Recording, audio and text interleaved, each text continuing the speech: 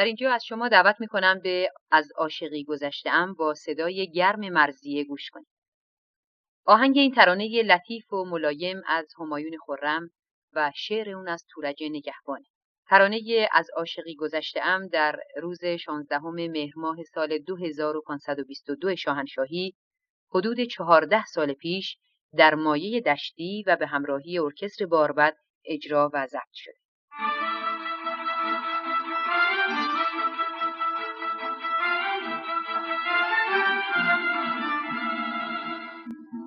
دل مبند ای آشنا بر من که گشتم دگر همچو آهن بی اثر من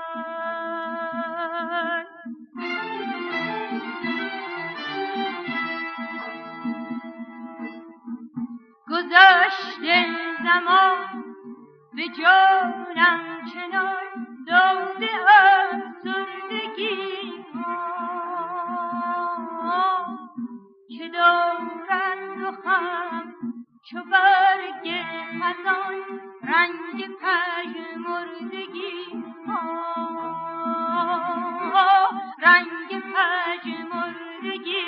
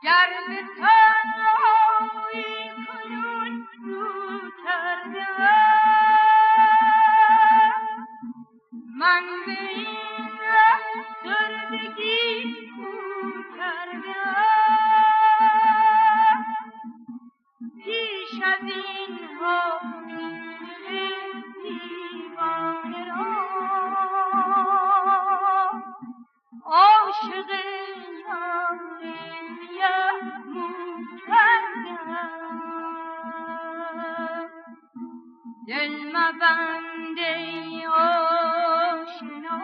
بر من که گشتم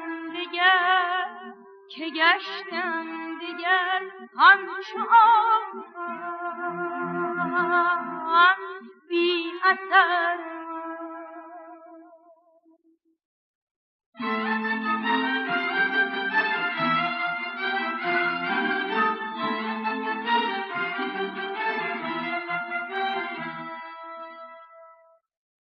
من نمیخواهم ز تو لبخند شادی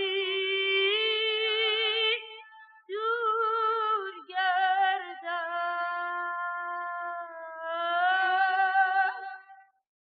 چهره شاداب